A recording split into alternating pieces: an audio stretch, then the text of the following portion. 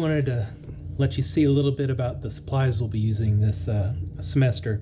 I'm really excited about the potential for printmaking, and I use a lot in my life.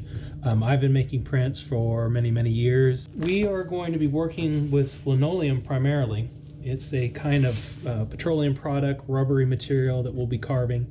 We'll use carving tools, something like these. And one of the things is then the handle, you can keep all of your extra tips for them.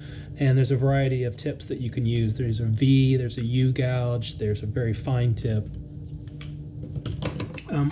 Also, of course, we'll be using ink, and we'll be using a brayer or a roller like this to put the ink onto the block. And I'm providing you with a pan like this so that you can put the ink in here and you don't get it all over everything else. It's a lot neater. Use your paint palette knife from the painting class to get the ink out, and I'll show you how to use that. And then you'll roll it out onto the pan, and then just sit this down off the side, keeping your ink on one side and keeping your tools on the other. There's a variety of cutting tools. The X-Acto knife may also be one that you'll want to use. You'll use a ruler quite a bit, so make sure you have a good metal ruler. We will have a variety of papers. Sketch paper, we'll be using that for our design. We'll also be using tracing paper to do rubbings. This is very thin, and it could be that you could split this pad with another student, but it's not very expensive, and the rubbings will really help you see how your blocks are proceeding without having to get the ink out. So this was a first rubbing, a second, third rubbing. And then what we'll print on the good paper is this Bristol paper. And this has a good density to it. It's nice and white, flat, good to print with. And when we go and do a print, what you'll do is you'll have your block, and with very small blocks, like some of the stamp blocks we do, we can print directly onto the paper. But the bigger blocks, say you got a big cheese print to work on, that will be inked up, and you'll put the paper down on top of it carefully, and then you'll use the wooden spoon, and you'll push down really hard, and you'll be able to get that ink to transfer from the block onto the paper. So you'll have a wooden spoon like this to use. The sharp cutting tools that we'll use, as I've been talking about quite a bit, you don't want to ever get this into your hand. It will hurt you, and you will bleed, and it will not be good. So one of the things I'm also providing you is this bench hook, and the bench hook allows you to have the back part of it holding onto the tabletop so it doesn't move, and then the linoleum to be up against it, and you always keep your second hand back. So what you're cutting with is in front, and then your other hand, whether you're left or right-handed, will be back behind it. And then when you go to cut, if you were to slip, you would hit this wood. You don't want to have your hand here and cut into your hand. So that's why the bench hook is here, and you can move your block around in different shapes or different angles so that you can cut, always cutting away from yourself. We'll also have some watercolor, and for some of the assignments we'll be using color added to it, but for most of the printmaking, it'll just be black on white. There'll be times when you'll need some masking tape.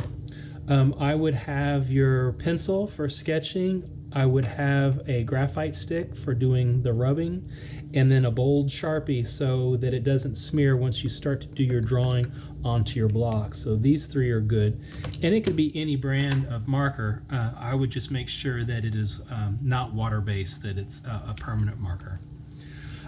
Also, make sure that you're able to take a picture of your work. That's how you'll be turning it in. As much as you can, get good light, and make sure that you're showing me all that I'm asking you to show. I'll ask you to take pictures of your sketches, of your tests, and just anything else that I'm requesting. So all of those images will be done that way. You'll also need some glue. I've got some really good glue here that I use. It's pH neutral, but you could also use Elmer's glue. But the strong glue is what we'll use to be able to mount the linoleum onto our blocks. So this is a student version here where you can see where it's mounted on. Here's another one where it's glued on. We'll also use the glue. After you make one test of it, you'll cut that example out and put it on the back side so you can tell the orientation, that you don't accidentally print your V upside down, that you can always see the way it is going to print. So make sure you have that. When it comes to cleanup, what you'll do is you will get the tools that you use that have ink on them, and you will use a little bit of vegetable oil. So you'll have to go to the grocery store to get this. This isn't an art product. This is just regular vegetable oils from the grocery store.